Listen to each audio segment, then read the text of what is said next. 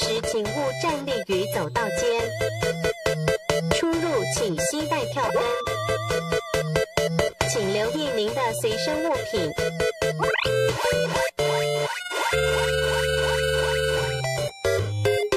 是不是等很久了呢？我们要开始喽。Good morning, everyone. I'm James Huang from Taiwan, the host of Computex. Welcome to Taipei, your home away from home, and a global hub of innovation. For over 4 decades, Computex has connected visionaries, creators, builders, and investors, providing the stage for ideas that shape our collective future. Our theme this year is AI Next. Even as the world focuses on geo-economic shifts, we at Computex believe an even bigger transformation is unfolding. AI itself is undergoing a revolution this year. With AI surpassing the Turing boundary, costs dropping dramatically thanks to open source breakthroughs, and machines acquiring long-term memory, AI is becoming more human-like than ever before. These innovations will redefine industries, reshape our daily lives, and solve global challenges previously thought impossible. NVIDIA stands at the forefront of this revolution, consistently turning AI's incredible potential into reality.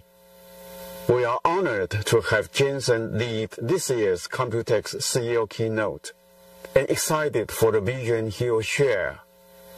Enjoy the keynote, and welcome again to Computex 2025.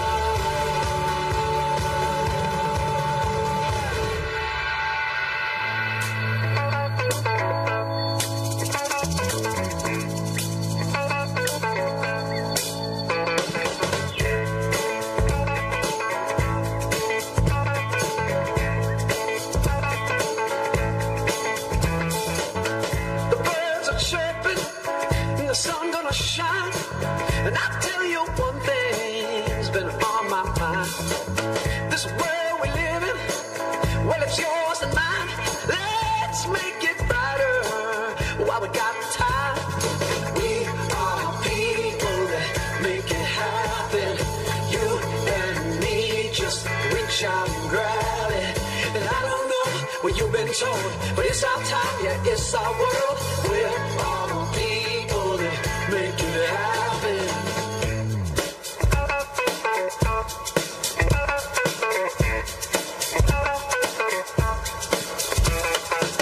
I see a difference, the day will come when all our troubles we've overcome.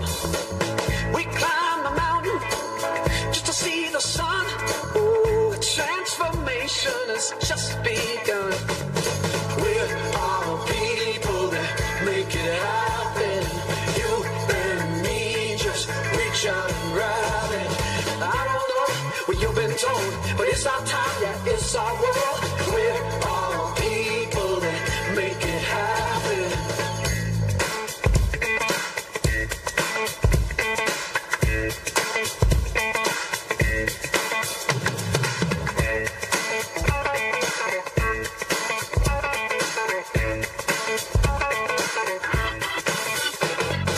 We're all people that make it happen.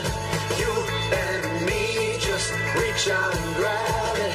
And I don't know what you've been told, but it's our time, yeah, it's our world. We're all people that make it happen. We are people, we're making it happen. And me just reach out and grab it. Well, I don't 各位现场的来宾，请将您的行动装置关静音，我们的活动即将开始。At this time, please take a moment to silence your devices. Our event is about to begin. Run straight into the blackness. Let's preach some more practice. I'm addicted to the action. There's a big fever, I can feel it now. You keep on thinking you can wear me out, but I don't give in. I refuse.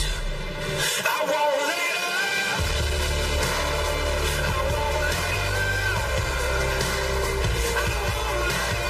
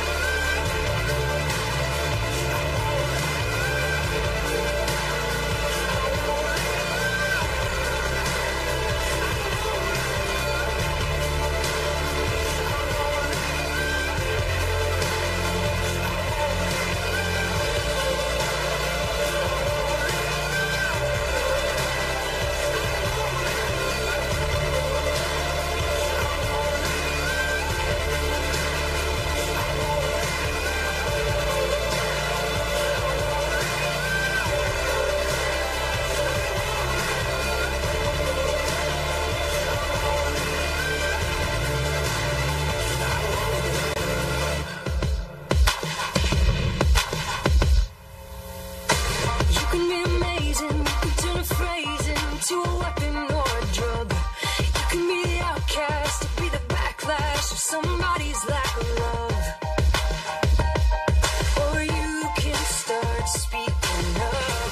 Nothing's gonna hurt you the way the words do when they settle near your skin. Kept on the inside and no sunlight, sometimes a shadow wins.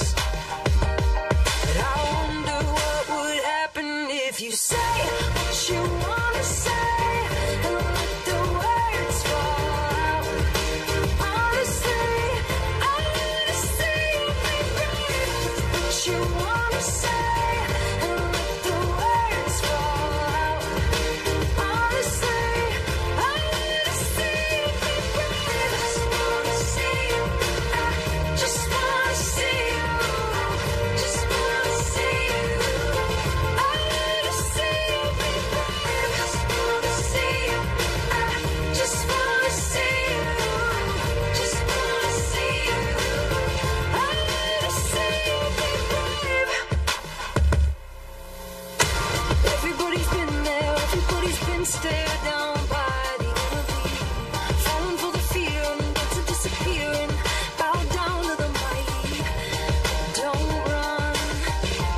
Stop holding your tongue.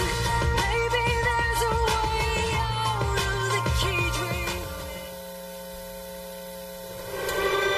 智慧就是这样制成的，一种新型的工厂，制造 tokens， 人工智慧的基石。tokens 开拓了一个新领域，带人们步入非凡世界，孕育无限的可能。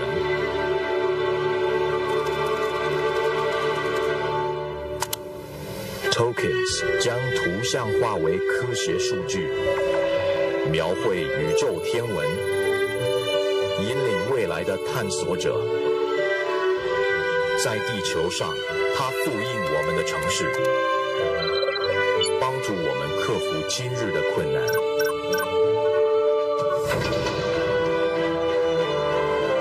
tokens 揭发物理定律，让我们更快抵达目的地。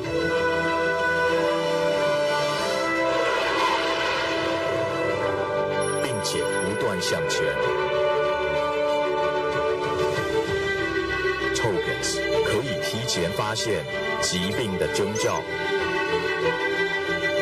助我们揭开生命的奥秘。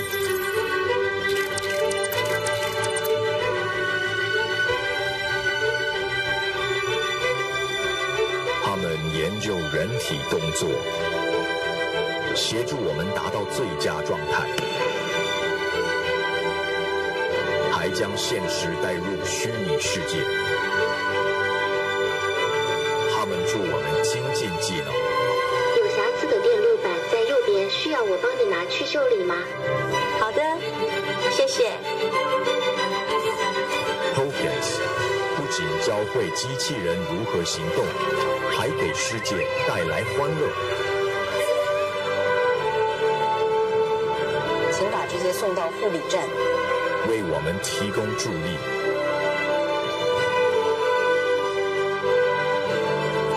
并让美好生活触手可及。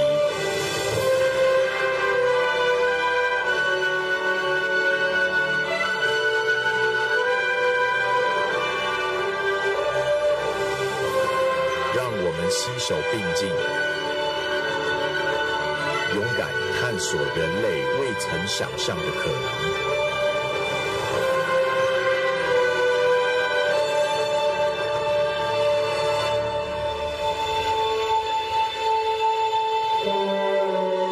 这一切都从这里开始。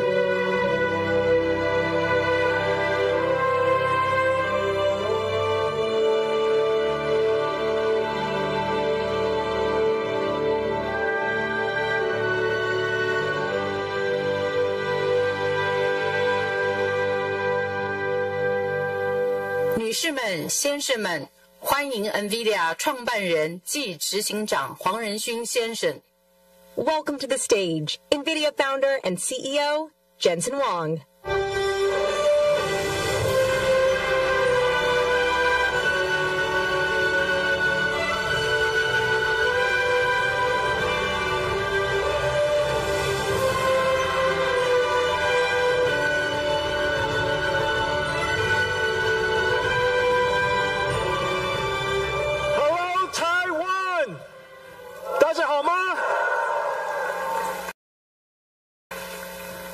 It's great to be here.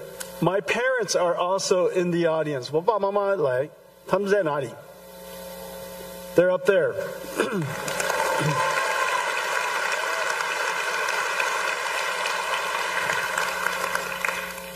NVIDIA has been coming to Taiwan for over 30 years. This is the home of many of our treasured partners and dear friends. Over the years, you have seen NVIDIA grow up and seen us accomplish many exciting things and have been partnered with me all along the way. Today, we're going to talk about where we are in the industry, where we're going to go, announce some new products, exciting new products and surprising products that open new markets for us, creates new markets, new growth. We're going to talk about great partners and how we're going to develop this ecosystem together. As you know, we are at the epicenter of the computer ecosystem, one of the most important industries of the world. And so it stands to reason when new markets has to be created, we have to create it starting here at the center of the computer ecosystem. And I have some surprises for you. Things that you probably wouldn't have guessed. And then, of course, I promise I'll talk about AI. And we'll talk about robotics. The NVIDIA story is the reinvention of the computer industry. In fact, the NVIDIA story is also the reinvention of our company. As I said, I've been coming here for 30 years. Many of you have been through many of my keynotes. Some of you, all of them. And just as you reflect on the conversation, the things we talked about in the last 30 years, how dramatically changed. We started out as a chip company with a goal of creating a new computing platform. And in 2006, we introduced CUDA, which has revolutionized how computing is done. In 2016, 10 years later, we realized that a new computing approach has arrived. And this new computing approach requires a reinvention of every single layer of the technology stack. The processor is new. The software stack is new. It stands to reason the system is new. And so we invented a new system. A new system that on the day I announced it at GTC 2006, no one understood what I was talking about and nobody gave me a PO. That system was called DGX-1. DGX-1, I donated the first one to a nonprofit company called OpenAI. And it started the AI revolution. Years later, we realized that in fact, this new way of doing software, which is now called artificial intelligence, is unlike traditional ways of running software. Whereas many applications ran on a few processors in a large data center, we call that hyperscale. This new type of application requires many processors working together, serving queries for millions of people. And that data center would be architected fundamentally different. We realized there were two types of networks. One for north-south, because you still have to control the storage, you still have to have a control plane, you still have to connect to the outside. But the most important network was going to be east-west. The computers talking to each other to try to solve a problem. We recognized the best networking company in east-west traffic for high-performance computing large-scale distributed processing. A company that was very dear to our company and very close to our heart, a company called Mellanox, and we bought them 5 years ago, 2019. We converted an entire data center into one computing unit. And you heard me say before, the modern computer is an entire data center. The data center is a unit of computing. No longer just a PC, no longer just a server. The entire data center is running one job. And the operating system would change. NVIDIA's data center journey is now very well known. Over the last 3 years, you've seen some of the ideas that we're shaping and how we are starting to see our company differently. No company in history, certainly no technology company in history, has ever revealed a roadmap for 5 years at a time. No one would tell you what is coming next. They keep it as a secret, extremely confidential. However, we realized that NVIDIA is not a technology company only anymore. In fact, we are an essential infrastructure company. And how can you plan your infrastructure, your land, your shell, your power, your electricity, all of the necessary financing around all over the world? How would you possibly do that if you didn't understand what I was going to make? And so we described our company's roadmap in fair detail, enough detail that everybody in the world can go off and start building data centers. We realize now we are an AI infrastructure company. An infrastructure company that's essential all around the world. Every region, every industry, every company will build these infrastructures. And what are these infrastructure? These infrastructure, in fact, not unlike the first industrial revolution, when people realized, GE, Westinghouse, Siemens, realized that there was a new type of technology called electricity. And new infrastructure has to be built all around the world. And these infrastructure became essential part of social infrastructure. That infrastructure is now called electricity. Years later, this is during all of our generation, we realized there was a new type of infrastructure. And this new infrastructure was very conceptual, very hard to understand. This information infrastructure, the first time it was described, made no sense to anybody. But we now realized it is the internet. And every internet is everywhere. And everything is connected to it. Well, there's a new infrastructure now. This new infrastructure is built on top of the first two. And this new infrastructure is an infrastructure of intelligence. I know that right now, when we say there's an intelligence infrastructure, it makes no sense. But I promise you, in 10 years' time, you will look back and you will realize that AI has now integrated into everything. And in fact, we need AI everywhere. And every region, every industry, every country, every company, all needs AI.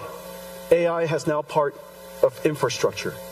And this infrastructure, just like the internet, just like electricity, needs factories. And these factories are essentially what we build today. They're not data centers of the past, a $1 trillion industry providing information and storage, supporting all of our ERP systems and our employees. That's a data center of the past. This is similar in the sense that it came from the same industry. It came from all of us. But it's going to emerge as something completely different, completely separated from the world's data center. And these AI data centers, if you will, are improperly described. They are, in fact, AI factories. You apply energy to it, and it produces something incredibly valuable. And these things are called tokens. To the point where companies are starting to talk about how many tokens they produced last quarter and how many tokens they produced last month. Very soon, we'll be talking about how many tokens we produce every hour, just as every single factory does. And so the world has fundamentally changed. We went from a company, on the day that we started our company, I was trying to figure out how big our opportunity was in 1993. And I came to the conclusion, NVIDIA's business opportunity was enormous. $300 million. We're going to be rich. $300 million chip industry to a data center opportunity that represents about $1 trillion to now an AI factory, an AI infrastructure industry that will be measured in trillions of dollars. And this is the exciting future that we're undertaking. Now, at its core, everything we do is founded on several important technologies. Of course, I talk about accelerated computing a great deal. I talk about AI a great deal. What makes NVIDIA really special is the fusion of these capabilities. And very especially, the algorithms, the libraries, what we call the CUDA-X libraries. We're talking about libraries all the time. And in fact, we're the only technology company in the world that talks about libraries nonstop. And the reason for that is because libraries is at the core of everything that we do. Libraries is what started it all. And I'm going to show you a few new ones today. But before I do that, let me show you a preview of what I'm going to tell you today. Everything you're about to see is simulation, science, and artificial intelligence. Nothing you see here is art. It's all simulation. It just happens to be beautiful. Let's take a look.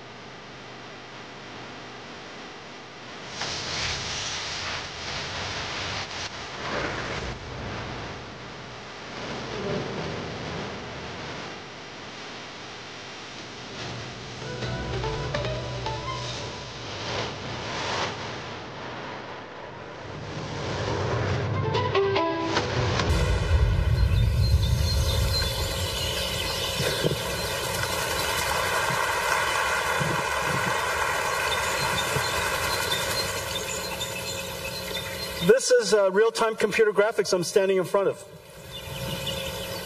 This is not a video, this is computer graphics. It's generated by GeForce. This is a brand new GeForce 5060, RTX 5060. And this is from ASUS. My good friend Johnny is in the front row. And this is from MSI. And we took this incredible GPU and we shrunk it in here. Does that make any sense? See, this is incredible. And so this is MSI's new laptop with 5060 in it. GeForce brought CUDA to the world. Right now what you're seeing is every single pixel is ray traced.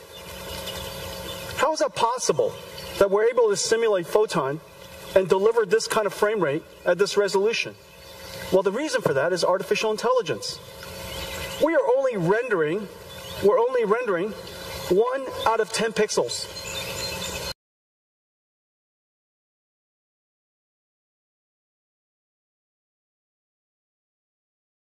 So every pixel you see only. Does that make any sense? And it's perfect. It's completely perfect. It guessed it perfectly. Of course, the technology is called DLSS, neural rendering. It took us many, many years to develop. We started developing it the moment we started working on AI, so it's been a 10-year journey. And the advance in computer graphics has been completely revolutionized by AI. GeForce brought AI to the world. Now AI came back. And AI to the world. Now AI came back and revolutionized GeForce. So really, really amazing. Ladies and gentlemen, GeForce.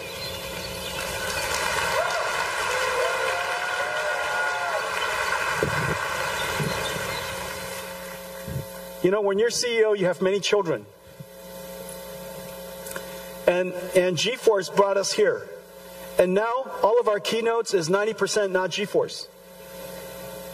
But it's not because we don't love GeForce. GeForce RTX 50 series just had its most successful launch ever, the fastest launch in our history. And PC gaming is now 30 years old. So that tells you something about how incredible GeForce is. Let's talk about libraries. At the core, of course, everything starts with CUDA. And by making CUDA as performant as possible, as pervasive as possible, so that the installed base is all over the world, then applications can find a CUDA GPU quite easily.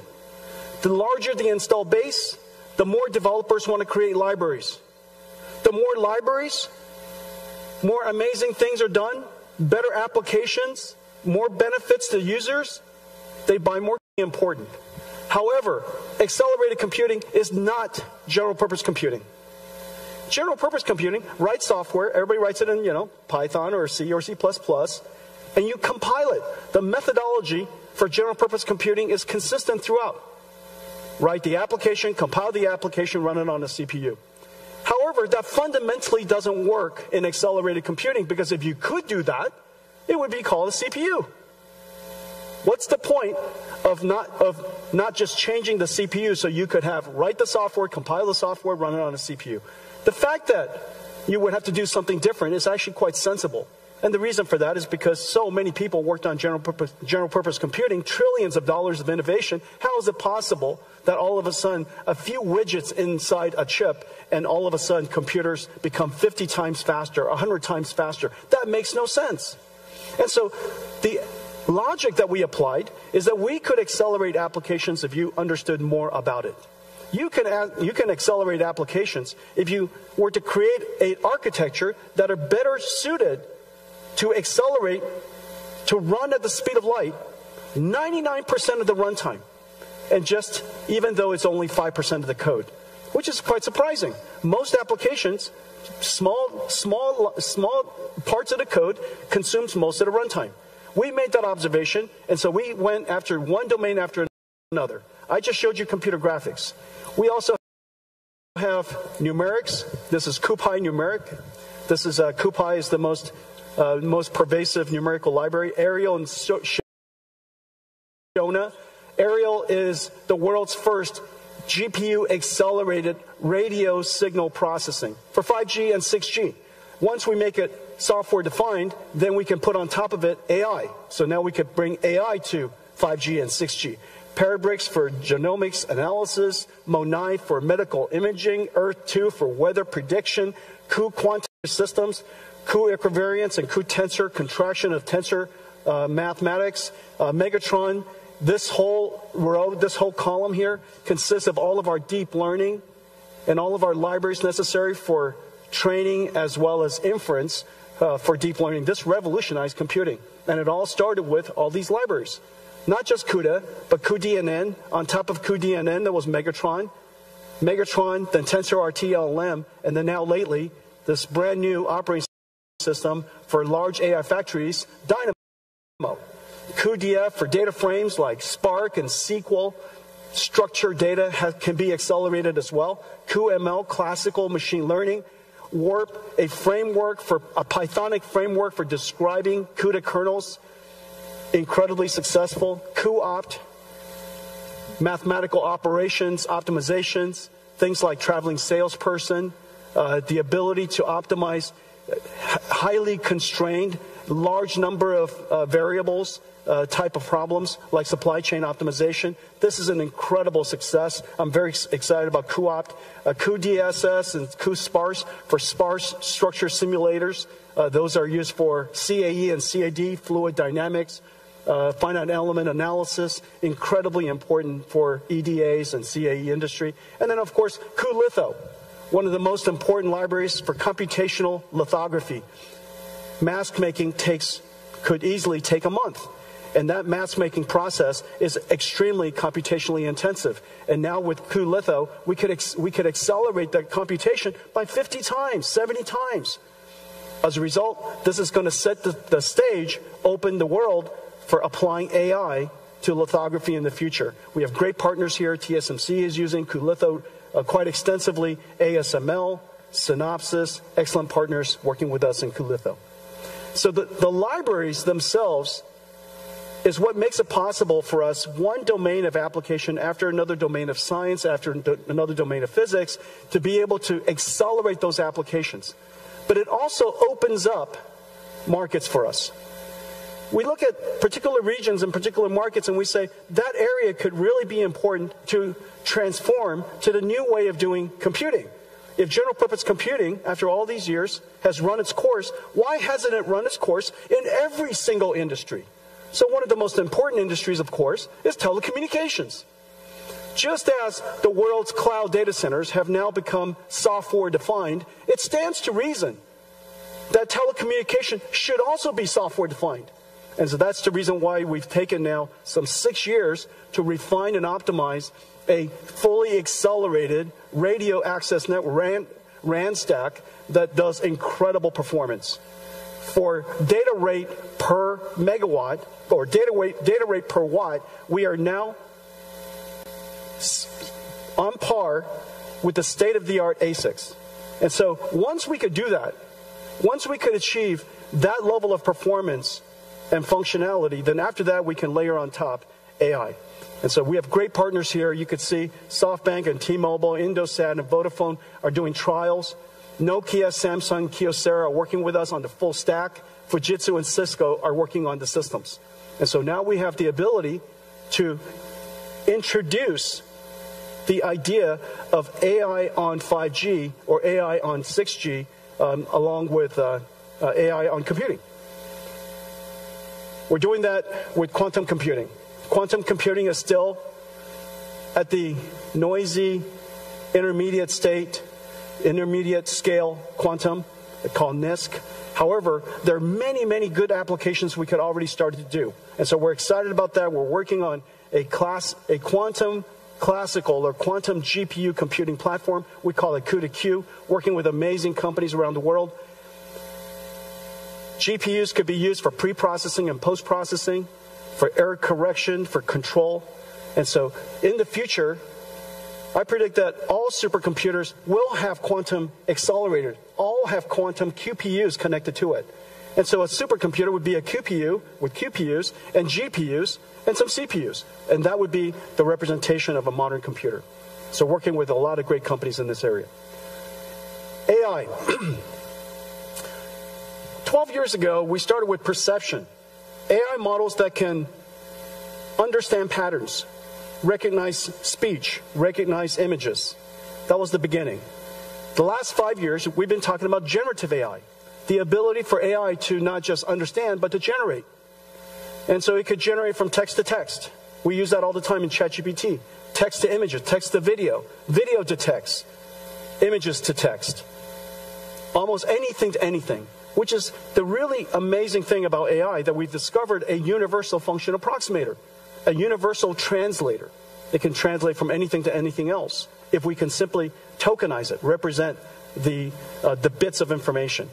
Well, now we have reached a level of AI that's really important. Generative AI gave us one-shot AI. You give it text, and it gives you text back.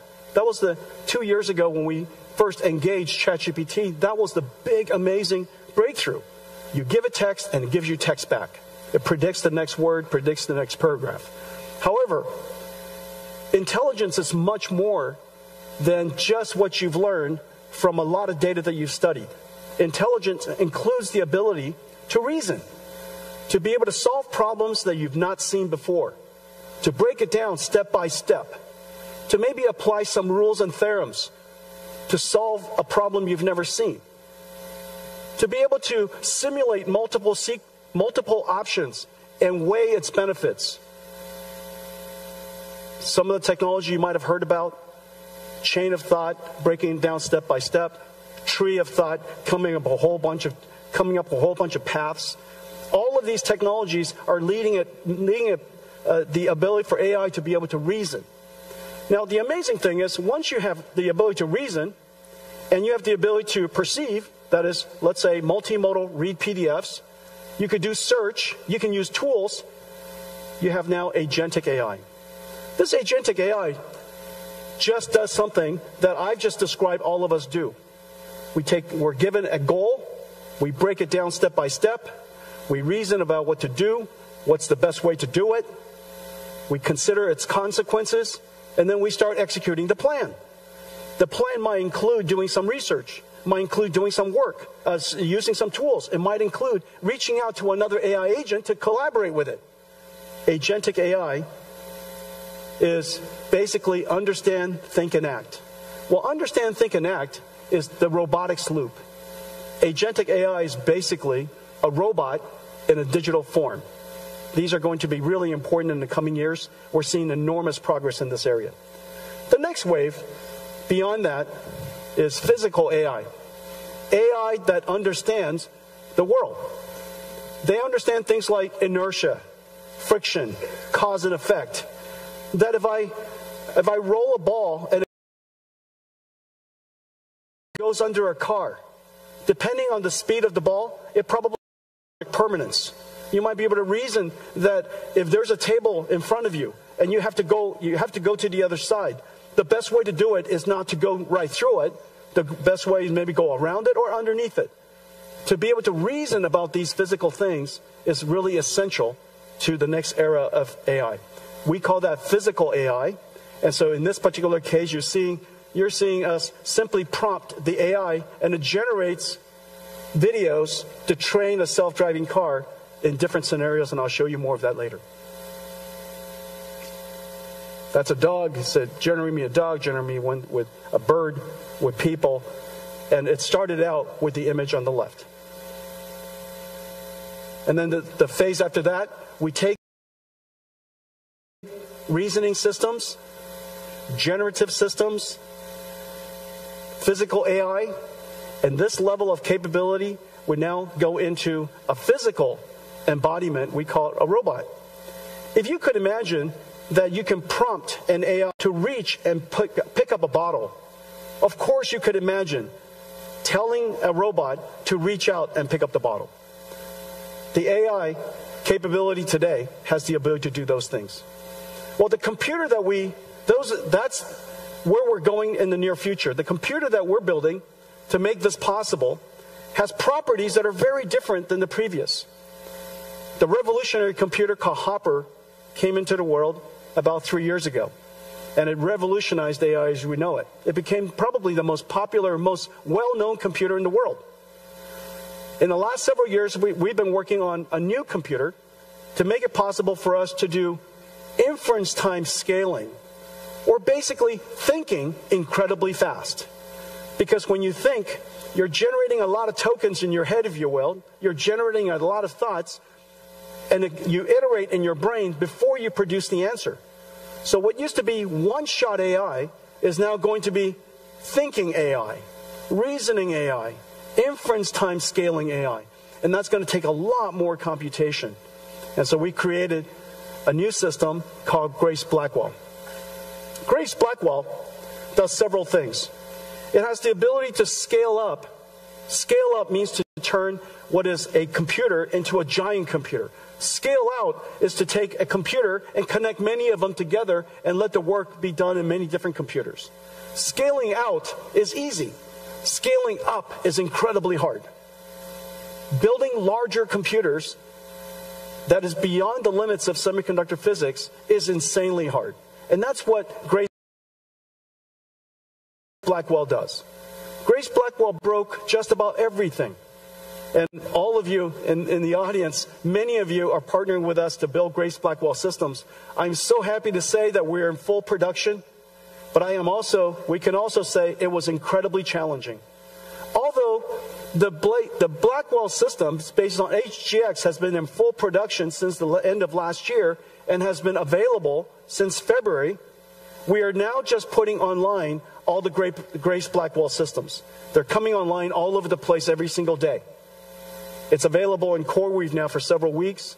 It's already being used by many CSPs. And now you're starting to see it coming up from everywhere. Everybody's starting to tweet out that Grace Blackwell is in full production. In Q3 of this year, just as I promised, every single year, we will increase the performance of our platform. This year, in Q3, we'll upgrade to Grace Blackwell GB300. The GB300 will increase the same architecture, same physical footprint, same electrical and mechanicals, but the chips inside have been upgraded.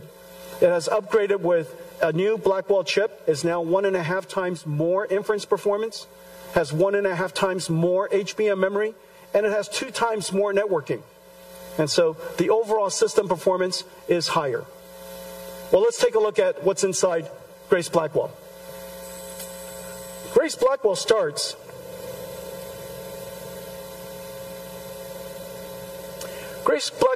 with this compute node. This compute node right here, this is one of the compute nodes. This is what the last generation looks like, the B200. This is what B300 looks like. Notice right here in the center, it's 100% liquid cooled now, but otherwise, externally, it's the same. You could plug it into the same systems and same chassis. And so this is the Grace Blackwell GB300 system. It's 1.5 times more inference performance. The training performance is about the same, but the inference performance is 1.5 times more. Now this particular system here is 40 petaflops, which is approximately the performance of the Sierra supercomputer in 2018. The Sierra supercomputer has 18,000 GPUs, Volta GPUs. This one node here replaces that entire supercomputer. 4,000 times increase in performance in 6 years. That is extreme Moore's law. Remember, I've said before that AI, NVIDIA has been scaling computing by about 1 million times every 10 years. And we're still on that track. But the way to do that is not just to make the chips faster. There's chips and how big you can make chips. In the case of Blackwell, we even connected 2 chips together to make it possible. TSMC worked with us to invent a new CoWoS process called CoWoS-L that made it possible for us to create these giant chips. But still, we want chips way bigger than that. And so we had to create what is called NVLink. This is the world's fastest switch. This NVLink here, right here, is 7.2 terabytes per second. At 9, those 9 switches are connected by this miracle. This is quite heavy. That's because I'm quite strong. I made it look so light, but this is 70 pounds. And so this is the NVLink spine. 2 miles of cables, 5,000 cables structured, all coaxed, impedance matched, and it connects all 72 GPUs to all of the other 72 GPUs across this network called NVLink switch. 130 terabytes per second of bandwidth across the NVLink spine. So just put in perspective, the peak traffic of the entire internet, is 900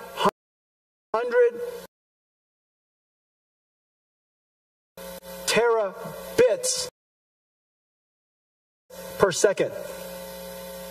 Divide that by 8. This moves more, 9 of these NVLink switches, so that every single GPU can talk to every other GPU at exactly the same time. This is the miracle of GB200. And because there's a limit to how far you can drive SerDes, this is as far as any SerDes has ever driven. From chip, this goes chip to the switch, out to the spine, to any other switch, any other chip, all electrical. And so that limit caused us to put everything in one rack. And that one rack is 120 kilowatts, which is the reason why everything has to be liquid cooled. We now have the ability to disaggregate the GPUs out of one motherboard, essentially, across an entire rack. And so that entire rack is one motherboard. That's the miracle. Completely disaggregated, and now the GPU performance is incredible, the amount of memory is incredible, the networking bandwidth is incredible, and now we can really scale these out. Once we scale it up, then we can scale it out into large systems. And notice almost everything NVIDIA builds are gigantic. And the reason for that is because we're not building data centers and servers, we're building AI factories. This is CoreWeave. This is Oracle Cloud. The power density of each rack is so great. They have to put them further apart so that the power density could be distributed. But building AI factories. And this is the XAI Colossus factory. This is Stargate. 4 million square feet. 4 million square feet, 1 gigawatt. And so just think about this factory here. This 1 gigawatt factory is probably going to be about, 60 to 80 billion dollars. Out of that 60 to 80 billion dollars, the electronics, the computing part of it, these systems are 40, 50 billion dollars of it. And so these are gigantic factory investments. The reason why people build factories is because you know the answer. The more you buy,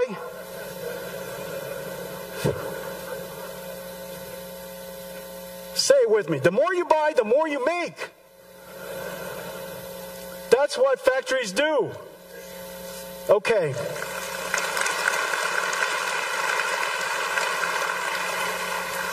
The technology is so complicated. And in fact, just looking at it here, you still cannot get the deep appreciation of the amazing work that's being done in all of our partners and all of the companies here in the audience in Taiwan. And so we made you a movie. I made you a movie. Take a look. Blackwell is an engineering marvel. It begins as a blank silicon wafer at TSMC. Hundreds of chip processing and ultraviolet lithography steps build up each of the 200 billion transistors, layer by layer on a 12-inch wafer. The wafer is scribed into individual Blackwell die, tested and sorted, separating the good dies to move forward. The chip-on-wafer on substrate process, done at TSMC, SPIL, and Amkor, attaches 32 Blackwell dies and 128 HBM stacks on a custom silicon interposer wafer. Metal interconnect traces are etched directly into it, connecting Blackwell GPUs and HBM stacks into each system and package unit, locking everything into place. Then the assembly is baked, molded, and cured, creating the Blackwell B200 superchip. At KYEC, each Blackwell is stress-tested in ovens at 125 degrees Celsius and pushed to its limits for several hours. Back at Foxconn, robots work around the clock to pick and place over 10,000 components onto the Grace Blackwell PCB. Meanwhile, additional components are being prepared at factories across the globe. Custom liquid cooling copper blocks from Cooler Master, AVC, Auras, and Delta keep the chips at optimal temperatures. At another Foxconn facility, Connect X7 SuperNICs are built to enable scale-out communications, and Bluefield 3 DPUs to offload and accelerate networking, storage, and security tasks. All these parts converge to be carefully integrated into GB200 compute trays.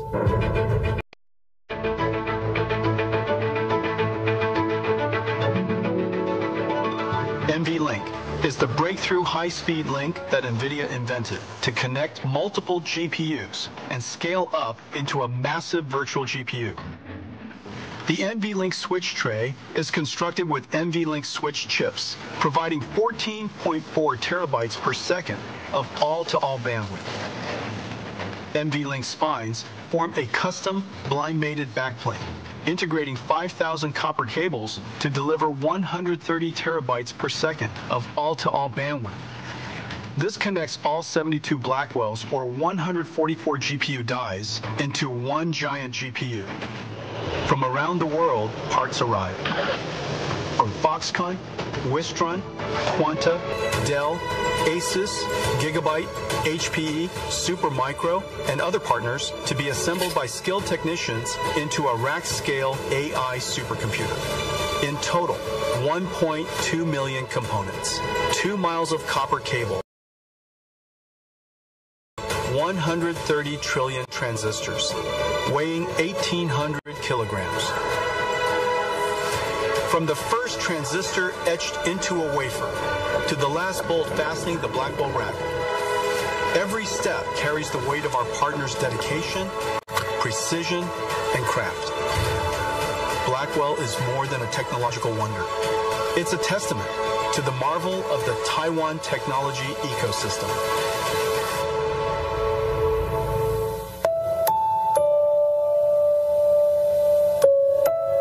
We couldn't be prouder of what we've achieved together.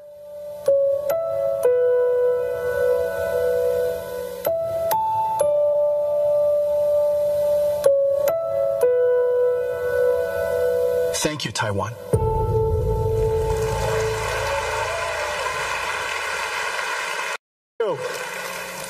Thank you. That was pretty incredible, right? But that was you. That was you. Thank you.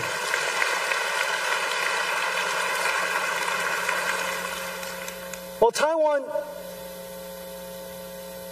doesn't just build supercomputers for the world. Today, I'm very happy to announce that we're also building AI for Taiwan. And so today we're announcing that Foxconn, Taiwan, the Taiwanese government, NVIDIA, TSMC, we're going to build the first giant AI supercomputer here for the AI infrastructure and the AI ecosystem of Taiwan. Thank you.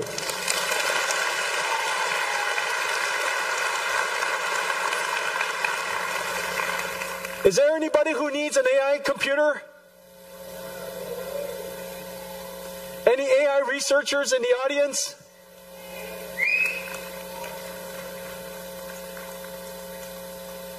Every single student, every researcher, every scientist, every startup, every large established company, TSMC themselves does enormous amounts of AI and scientific research already. And so Foxconn does an enormous amount of work in robotics. I know that there are many other companies in the audience. I'm going to mention you in just a second that are doing robotics research and AI research. And so having a world-class AI infrastructure here in Taiwan is really important. All of that is so that we could build a very large chip. And NVLink and Blackwell, this generation, made it possible for us to create these incredible systems. Here's one from Pegatron and QCT and Wistron and WeWin. This is from Foxconn and Gigabyte and ASUS. And you could see the front and the back of it. And its entire goal is to take these Blackwell chips that are, you could see how big they are, and turn it into one massive chip. Now, the ability to do that, of course, was made possible by NVLink. But it understates the complexity of the system architecture, the rich software ecosystem that connects it all together, the entire ecosystem of 150 companies that came together to build this. This architecture and the entire ecosystem in technology, in software, in industry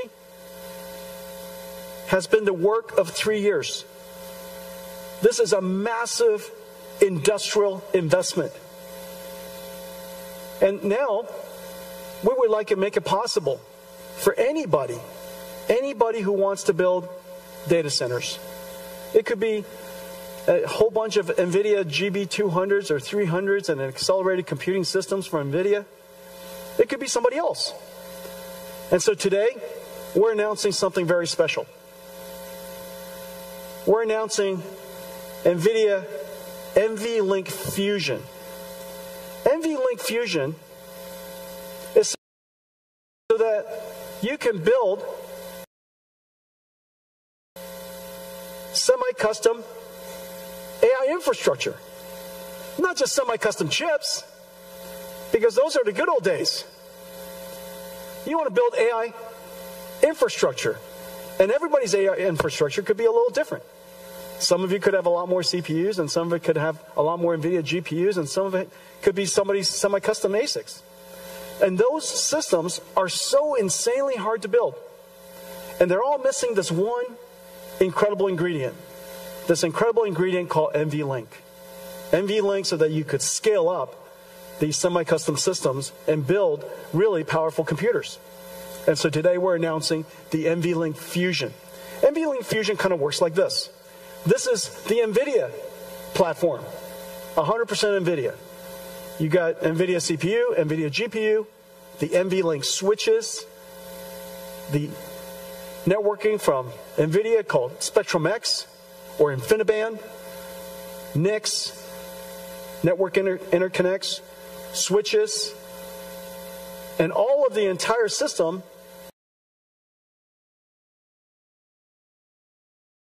the entire infrastructure built end-to-end. Now, of course, you can mix and match it if you like. And we now today make it possible for you to mix and match it even at the compute level. This would be what you would do using your custom ASIC. And we have great partners I'll announce in a second who are working with us to integrate your special TPU or your special ASIC, your special accelerator. And it doesn't have to be just a transformer accelerator. It could be an accelerator of any kind that you would like to integrate into a large scale-up system. It's basically a switch that abuts right up to your chip. There's IP that will be available to integrate into your semi-custom ASIC. And then once you do that, it fits right into the compute boards that I mentioned, and it fits into the CPU. You've been building your own CPU for some time, and maybe your CPU has built a very large ecosystem, and you would like to integrate NVIDIA into your ecosystem. And now we make it possible for you to do that. You could do that by building your custom CPU. We provide you with our NVLink chip-to-chip interface into your ASIC. We connect it with NVLink chiplets, and now it connects and directly abuts into our next generation Rubin chips. And again, it fits right into this ecosystem. This incredible body of work now becomes flexible and open for everybody to integrate into. And so your AI infrastructure could have some NVIDIA, a lot of yours.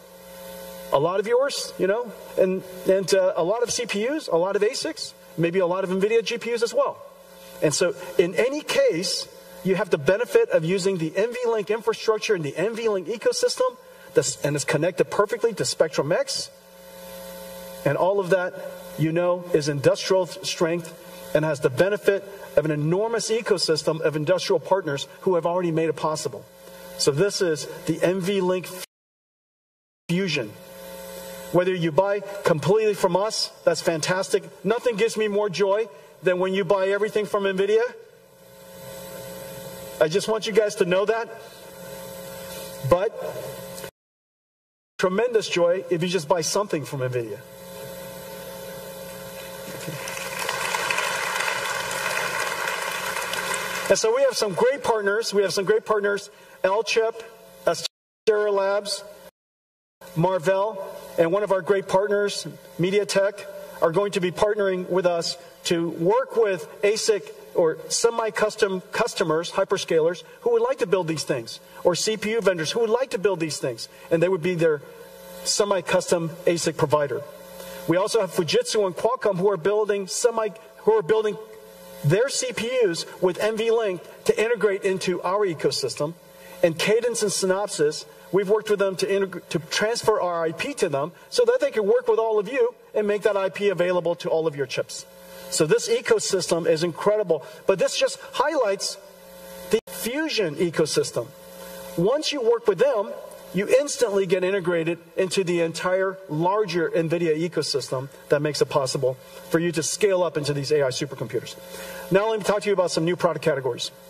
As you know, I've shown you a couple of different computers. However, in order to serve the vast majority of the world, there are still some computers that are missing. And so I'm going to talk about them. But before I do that, I want to give you an update that, in fact, this new computer we call DGX Spark is in full production. DGX Spark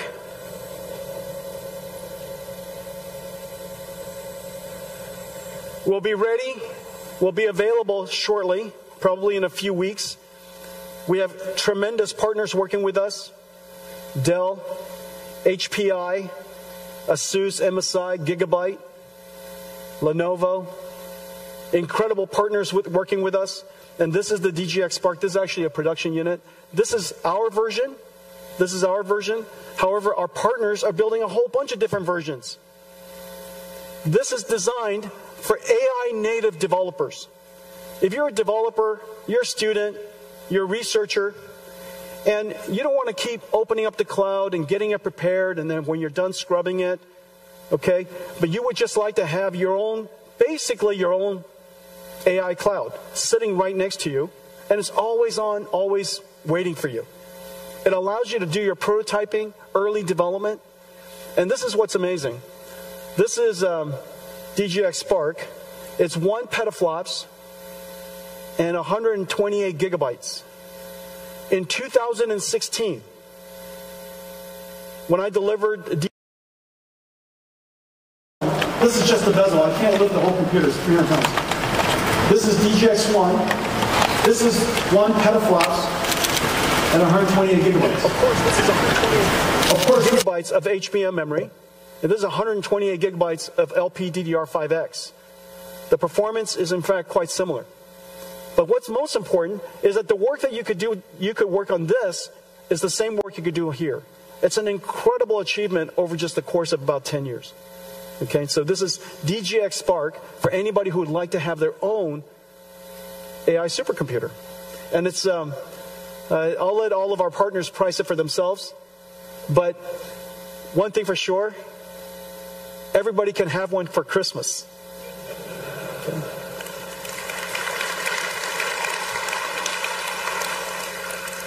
Okay, I've got another computer I want to show you. If that's not enough, and you would still like to have your own personal, thank you, Janine. This is Janine Paul, ladies and gentlemen. If that one isn't big enough for you, here's one. This is another desk side. This is also going to be available from Dell, and HPI, ASUS, Gigabyte, MSI, Lenovo. It'll be available from Box, from Lambda, amazing workstation companies. And this is going to be your own personal DGX supercomputer. This computer is the most performance you can possibly get out of a wall socket. You could put this in your kitchen, but just barely. If you put this in your kitchen and then somebody runs the microwave, I think that's the limit. And so this is the limit. This is the limit of what you can get out of a wall outlet. And this is a DGX station. The programming model of this and the giant systems that I showed you are the same. That's the amazing thing. One architecture, and this has the ability, enough capacity and performance to run a 1 trillion parameter AI model. Remember, Llama is Llama 70B. A 1 trillion parameter model is going to run wonderfully on this machine.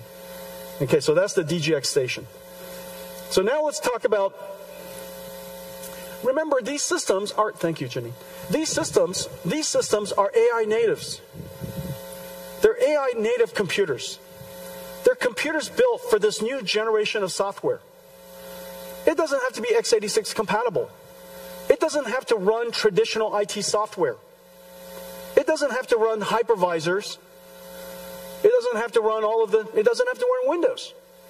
These computers are designed for the modern AI native applications. Of course, these AI applications could be APIs that can be called upon by the traditional and the classical applications. But in order for us to bring AI into a new world, and this new world is enterprise IT, we have to go back to our roots, and we have to reinvent computing and bring AI into traditional enterprise computing. Now, enterprise computing, as we know, is really 3 layers. It's not just the computing layer. It's compute, storage, and networking. It's always compute, storage, and networking. And just as AI has changed everything, it stands to reason that AI must have changed compute, storage, and networking for enterprise IT as well. Well, that lower layer has to be completely reinvented, and we're in the process of doing that. I'm going to show you some new products that unlocks enterprise IT for us. It has to work with the traditional IT industry, and it has to add a new capability. And the new capability for enterprise is agentic AI.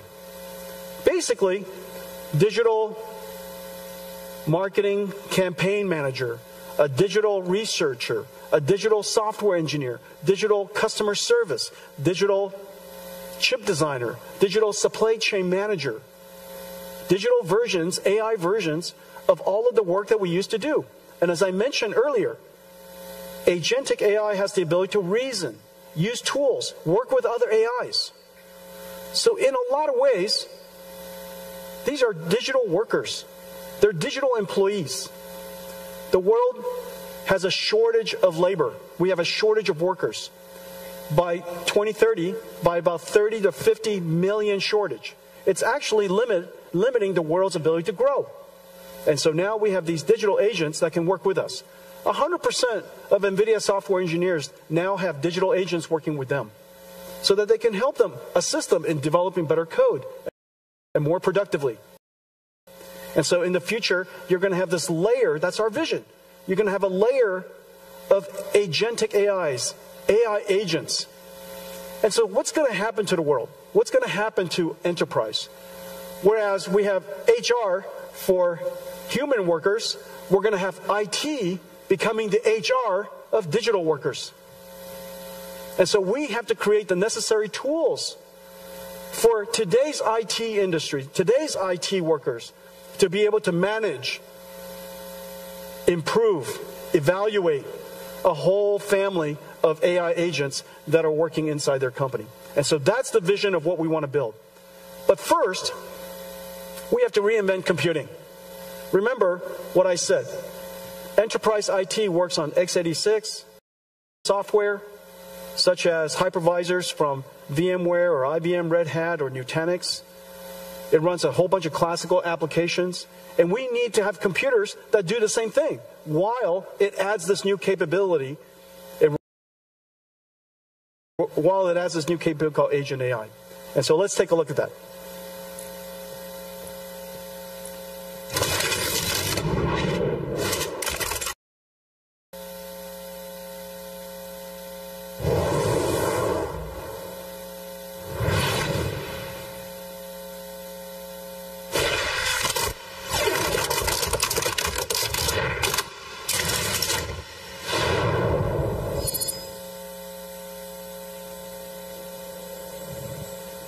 Okay, this is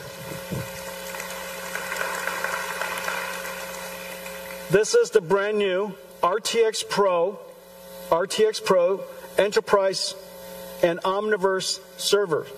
This server can run everything. It has x86, of course. It can run all of the classical hypervisors. It runs Kubernetes in those hypervisors. So the way that your IT department wants to manage your network and how they want to manage your clusters and orchestrate workload works exactly the same way. It has the ability to even stream Citrix and what other virtual desktops to your PC. Everything that runs in the world today should run here. Omniverse runs on here perfectly. But in addition to that, this is the computer for enterprise AI agents. Those AI agents could be only text. Those AI agents could also be computer graphics. Little TJs, coming to you, little toy Jensens coming to see you, helping you do work.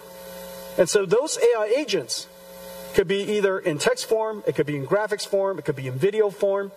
All of those workloads work on this system. No matter the most every application that we know of should run on this. In fact, even Crysis works on here. Okay, so anybody who's a GeForce gamer? There are no GeForce gamer in the room.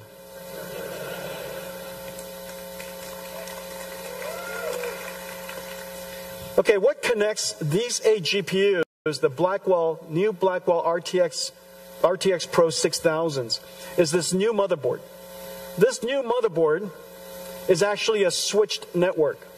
CX8 is a new category of chips. It's a switch first, networking chip second. It's also the most advanced networking chip in the world.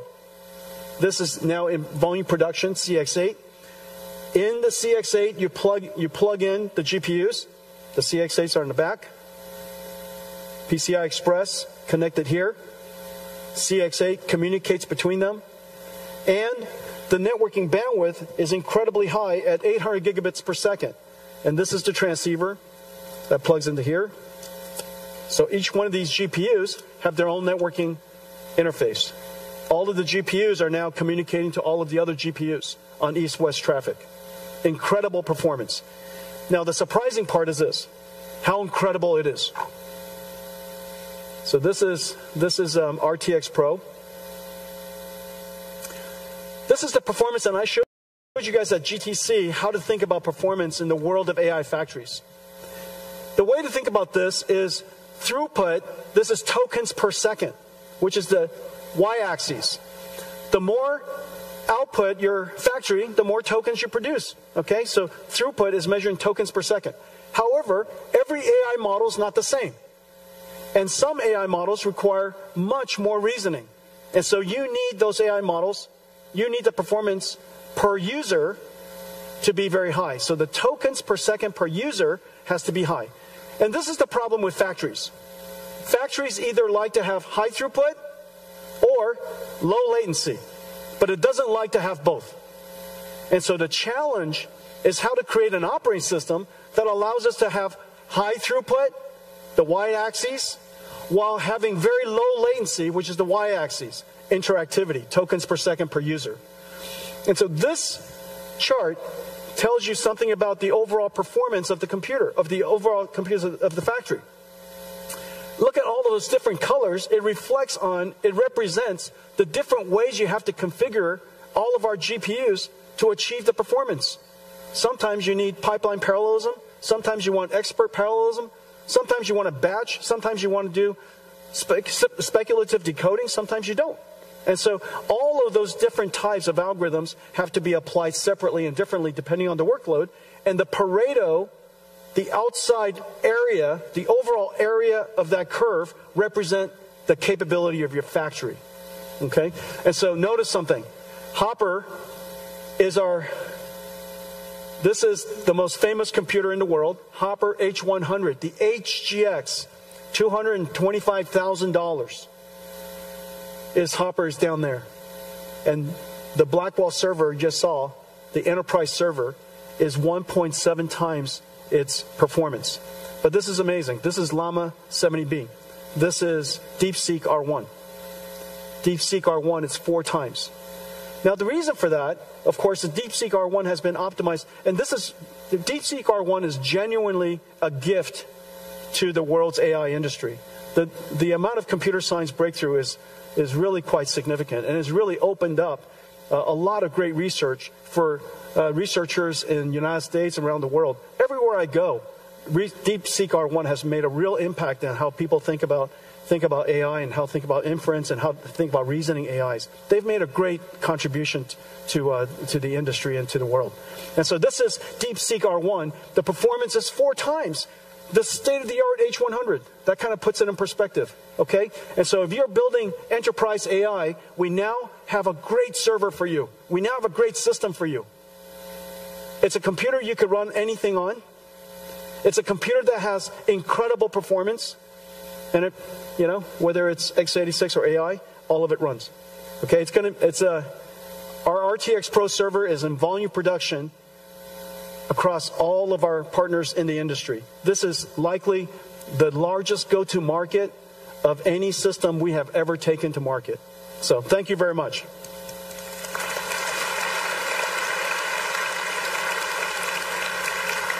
The compute platform is different.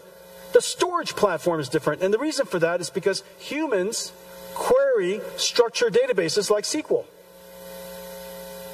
People query structured databases like SQL. But AI wants to query unstructured data. They want semantic, they want meaning. And so we have to create a new type of storage platform. And this is the NVIDIA AI Data Platform. On top, just as SQL servers, SQL software, and file storage software from your storage vendors that you work with, there's a layer of very complicated software that goes with storage. Most storage companies, as you know, is mostly a software company. That software layer is incredibly complicated. And so on top of a new type of storage system is going to be a new query system we call IQ, NVIDIA AIQ or IQ. And it's really state-of-the-art, it's fantastic industry. Your future storage is no longer CPUs sitting on top of a rack of storage. It's going to be GPUs sitting on top of a rack of storage. And the reason for that is because you need the system to embed, find the meaning in the data, in the unstructured data, in the raw data. You have to index, you have to do the search, and you have to do the ranking. So that process is very compute intensive. And so most storage servers in the future will have a GPU computing node in front of it. It's based on the models that we create. Almost everything that I'm about to show you starts with, we put a lot of energy and technology into post-training of open AI models. We post-train these AI models with data that is completely transparent to you. It is safe and secure data, and it's completely okay to use to train, and we make that list available to you to see. And so it's completely transparent. We make the data available to you. We post-train the models, and our post-trained model performance is really incredible. It's right now downloadable open source reasoning model. The Llama Nemotron reasoning model is the world's best. It's been downloaded tremendously. And also, we also surround it with a whole bunch of other AI models so that you can do what is called IQ, the retrieval part of it. It's 15 times faster than what's available out there, 50% better query results. And so these models are available, all available to you. The IQ blueprint are open source. And we work with the storage industry to integrate these models into their storage stack, their AI platform. This is vast. This is what it looks like. I'm not going to go into it. I just want to give you a texture of the AI models that are integrated into their platform. Let's take a look at what VAST has done. Agentic AI changes how businesses use data to make decisions. In just 3 days, VAST built a sales research AI agent using the NVIDIA IQ blueprint and its accelerated AI data platform. Using Nemo Retriever, the platform continuously extracts, embeds, and indexes data for fast semantic search. First, the agent drafts an outline, then taps into CRM systems, multimodal knowledge bases, and internal tools. Finally, it uses Llama Nematron to turn that outline into a step-by-step sales plan. Sales planning that took days now starts with an AI prompt and ends with a plan in minutes. With VAST's accelerated AI data platform, organizations can create specialized agents for every employee.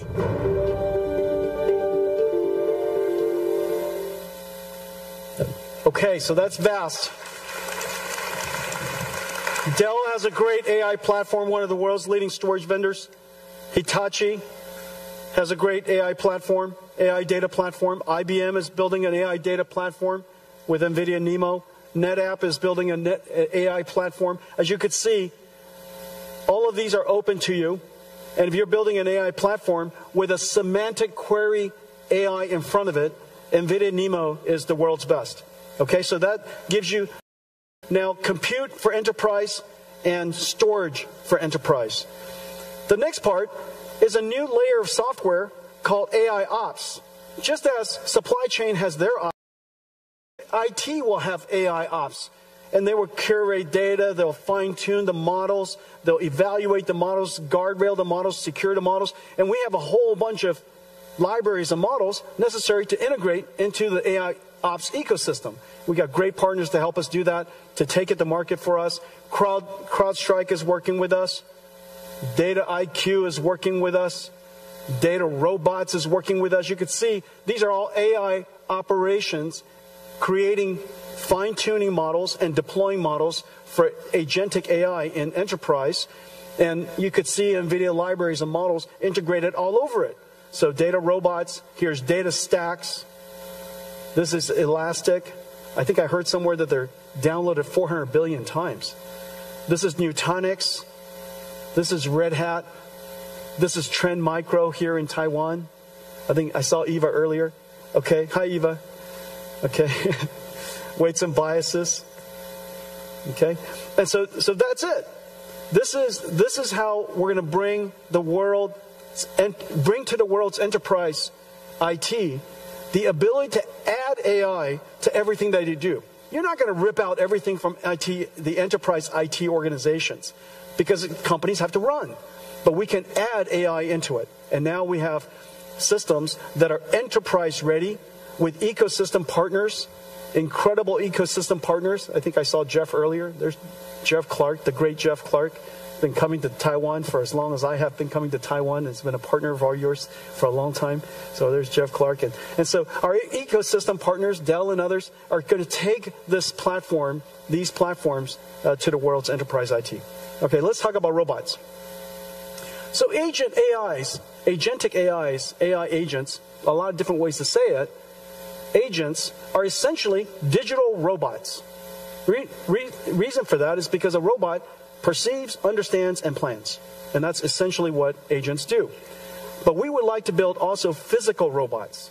And these physical robots, first, it starts with the ability to learn to be a robot. The ability to learn to be a robot can't be done in the physical world where the robot can learn how to be a good robot. That virtual world has to obey the laws of physics. Most physics engines don't have the ability to, with fidelity, deal with rigid and soft body simulation. And so we partner with DeepMind, Google DeepMind, and Disney Research to build Newton. the world's most advanced physics engine. It's going to be open sourced in July. It's incredible what it can do. It's completely GPU accelerated. It's differentiable, so you could learn from experience. It is incredibly high fidelity. It's super real time. And so we could use that Newton engine, and it's integrated into Mujoko. It's integrated into NVIDIA's Isaac Sim. So irrespective of the simulation environment and framework you use. And so with that, we can bring these robots to life.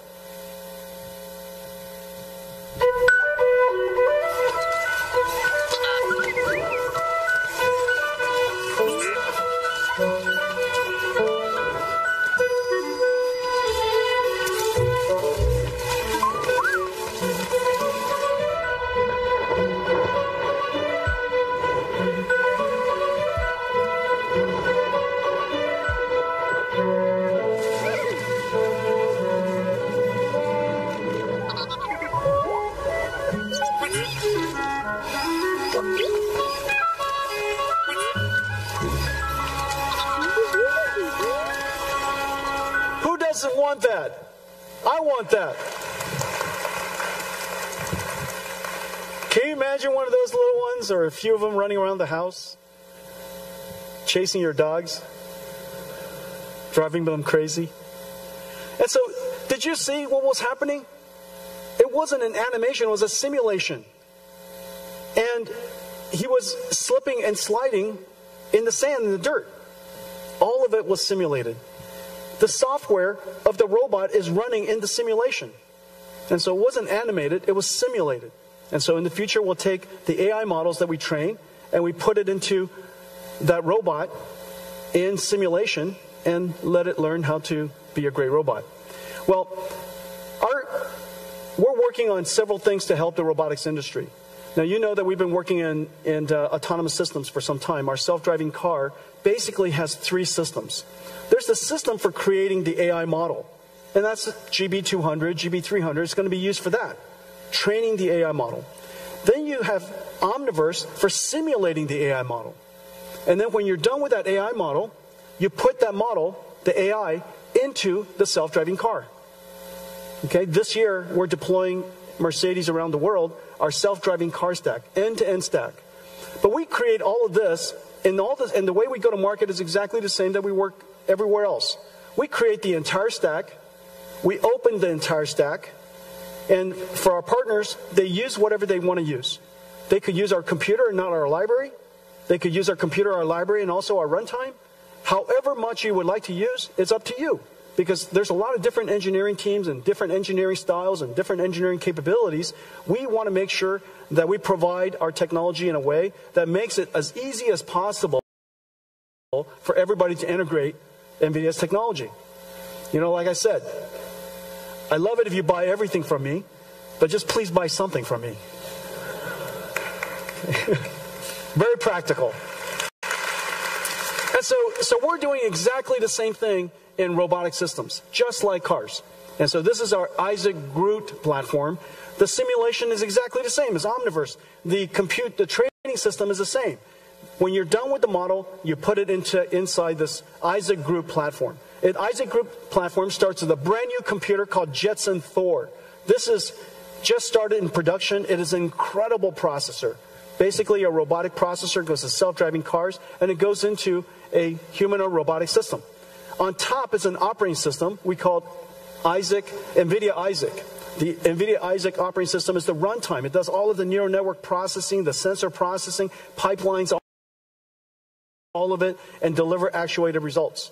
And then on top of it, pre-trained models that we created with an amazing robotics team that are pre-training these models. And all the tools necessary in creating this, we make available, including the model. And so today we're announcing that Isaac Groot N1.5 is now open sourced. And it's open to the world to use. It's been downloaded 6,000 times already.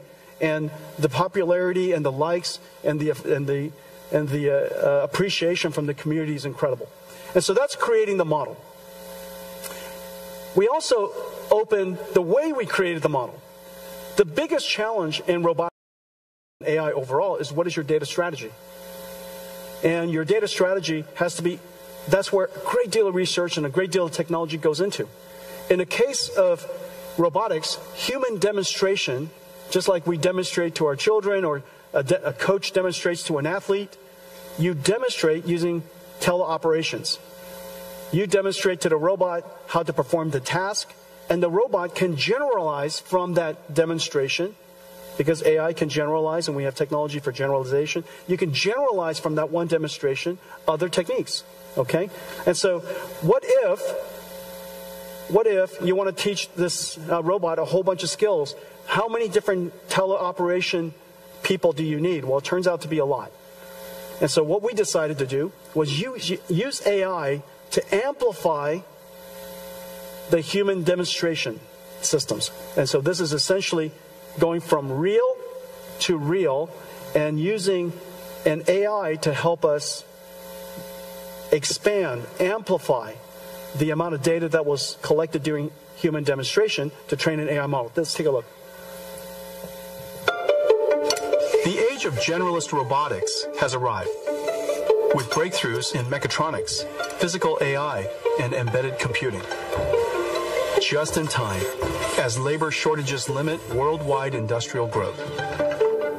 A major challenge for robot makers is the lack of large-scale, real, and synthetic data to train models. Human demonstrations aren't scalable, limited by the number of hours in a day.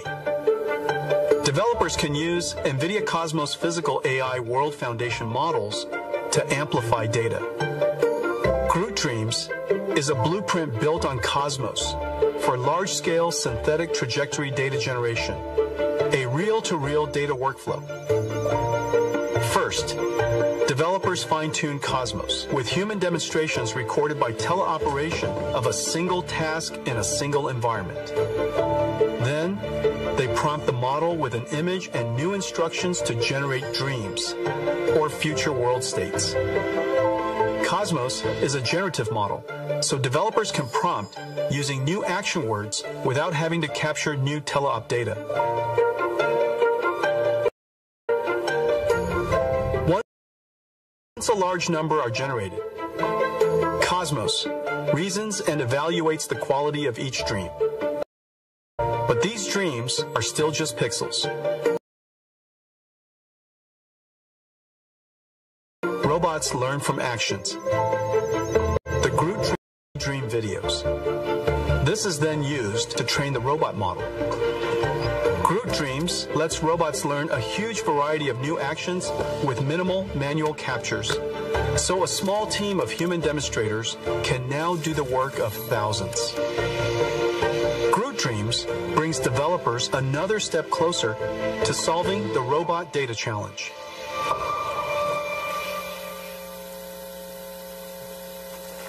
Is that great? So in order for robotics to happen, you need AI. But in order to teach the AI, you need AI. And so this is really the great thing about the era of agents, where we need a large amount of synthetic data generation, robotics, a large amount of synthetic data generation, and skill learning called fine-tuning, which is a lot of reinforcement learning, and enormous amount of compute. And so this is a whole era where the training of these AI, the development of these AI, as well as the running of the AI, needs an enormous amount of compute. Well, as I mentioned earlier, the world has a severe shortage of labor. And the reason why humanoid robotics is so important is because it is the only form of robot that can be deployed almost anywhere, brownfield, to the world we created. It could do the tasks that we made for ourselves. We engineered the world for ourselves, and now we could create a robot that fit into that world to help us. Now, the amazing thing about human robotics is not just the fact that if it worked, it could be quite versatile. It is likely the only robot that is likely to work. And the reason for that is because technology needs scale.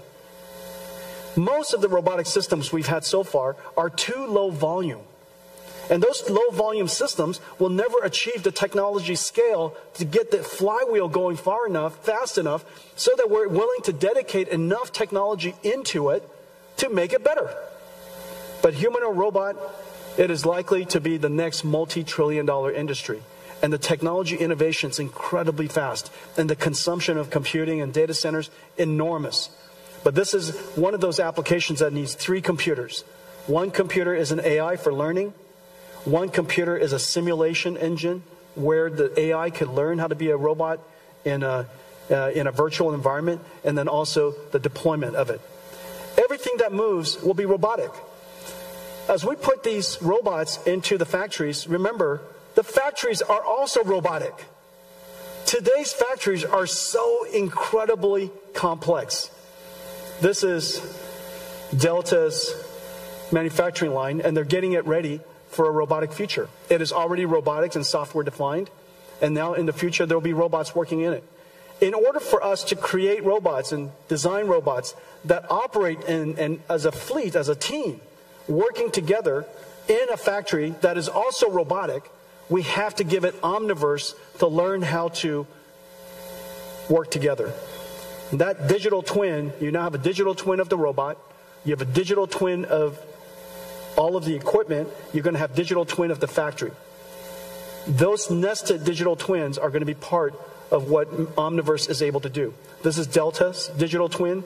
This is WeWin's digital twin. Now, while you're looking at this, if you look at it too closely, you think that it's in fact photographs. These are all digital twins. They're all simulations. They just look beautiful.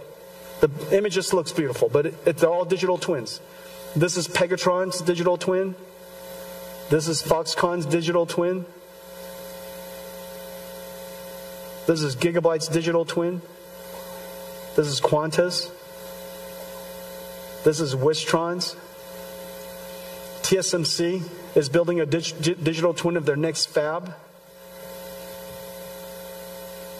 As we speak, there are $5 trillion of plants being planned around the world. Over the next 3 years, $5 trillion of new plants. Because the world is reshaping, because reindustrialization moving around the world, new plants are being built everywhere. This is an enormous opportunity for us to make sure that they build it well and cost effectively and on time. And so putting everything into a digital twin is really a great first step, and preparing it for a robotic future. In fact, building that $5 trillion doesn't include a new type of factory that we're building. And even our own factories, we put in a digital twin. This is the NVIDIA AI factory in a digital twin. Kaohsiung is a digital twin. They made Kaohsiung a digital twin. There are already hundreds of thousands of buildings, millions of miles of roads. And so, yes, Kaohsiung is a digital twin. Let's take a look at all of this. Taiwan is pioneering software-defined manufacturing. TSMC, Foxconn, Wistron, Pegatron, Delta Electronics, Quanta, WeWin, and Gigabyte are developing digital twins on NVIDIA Omniverse for every step of the manufacturing process.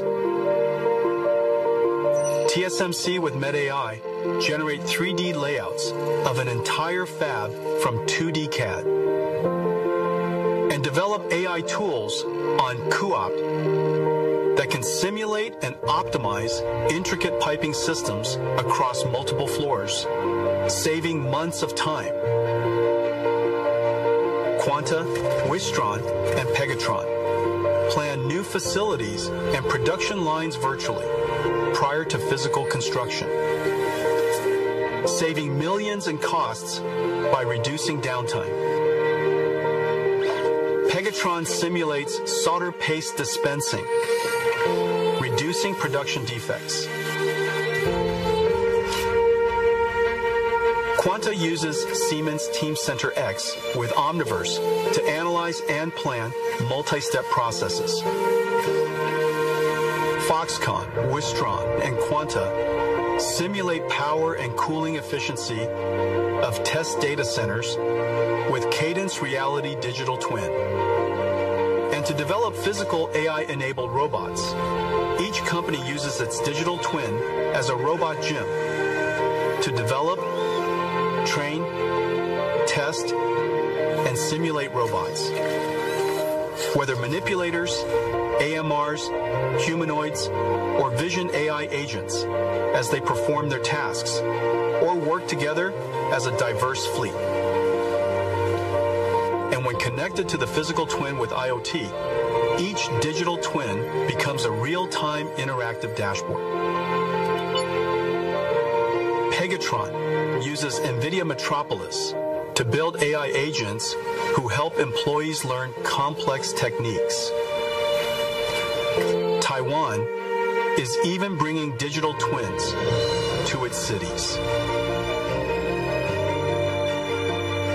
LinkerVision and the city of Kaohsiung use a digital twin to simulate the effects of unpredictable scenarios and build agents that monitor city camera streams, delivering instant alerts to first responders. The age of industrial AI is here, pioneered by the technology leaders of Taiwan, powered by Omniverse.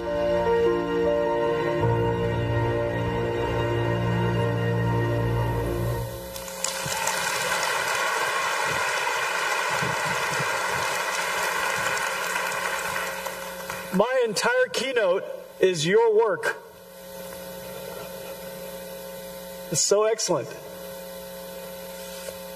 Well, it stands to reason that Taiwan, at the center of the most advanced industry, the epicenter where AI and robotics is going to come from, it stands to reason that this is an extraordinary opportunity for Taiwan. This is also the largest electronics manufacturing region in the world. And so it stands to reason that AI and robotics will transform everything that we do.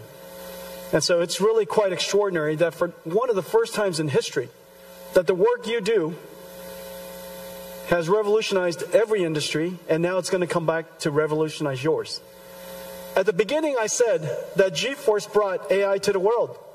And then AI came back and transformed GeForce.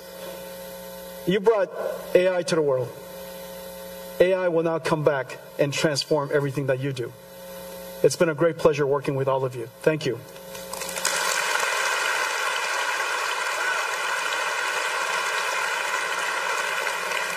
I have a new product. I announced several products already today, but I have a new product to announce. We've been building out in Space Dock for some time. And I think it's time for us to reveal one of the largest products that we've ever built. And it's parked outside waiting for us. Let's see how it goes.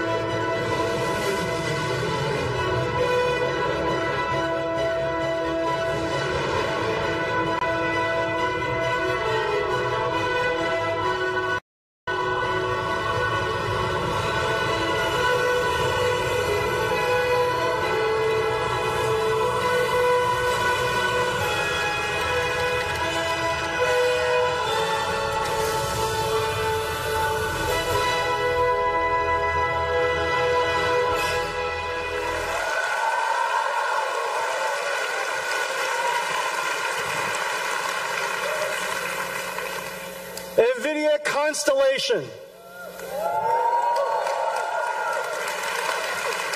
NVIDIA Constellation. Well, As you know, we have been growing, and all of our partnerships with you have been growing. The number of engineers we have here in Taiwan have been growing. And so we are growing beyond the limits of our current office. And so I'm going to build them a brand new NVIDIA Taiwan office, and it's called NVIDIA Constellation.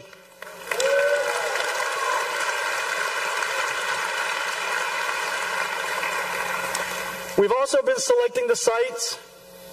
We've been selecting the sites, and all of the mayors and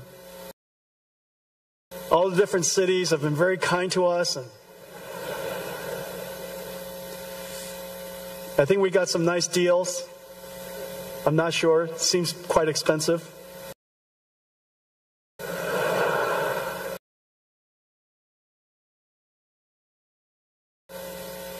But prime real estate is prime real estate. And so today, I'm very pleased to announce that NVIDIA Constellation will be at Beitou Shilin.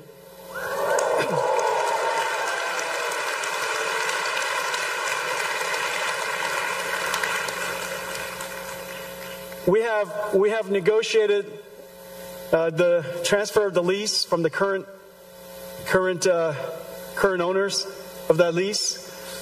However, I understand that in order for the mayor to approve that lease, he wanted to know whether the people of Taipei approve of us building a large, beautiful NVIDIA Constellation here. Do you?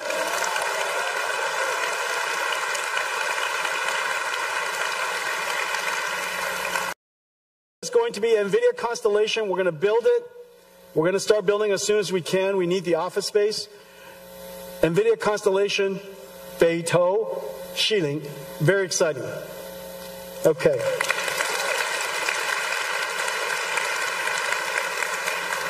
Well, I want to thank all of you.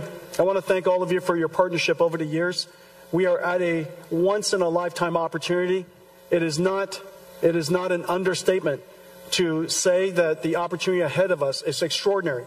For the very first time in all of our time together, not only are we creating the next generation of IT, we've done that several times. From PC to internet, to cloud, to mobile cloud, we've done that several times. But this time, not only are we creating the next generation of IT, we are in fact creating a whole new industry. This whole new industry is going to expose us to giant opportunities ahead. I look forward to partnering with all of you on building AI factories, agents for enterprises, robots, all of you amazing partners building the ecosystem with us around one architecture. And so I want to thank all of you for coming today. Have a great Computex, everybody. 大家谢谢. Thank you. Thank you for coming.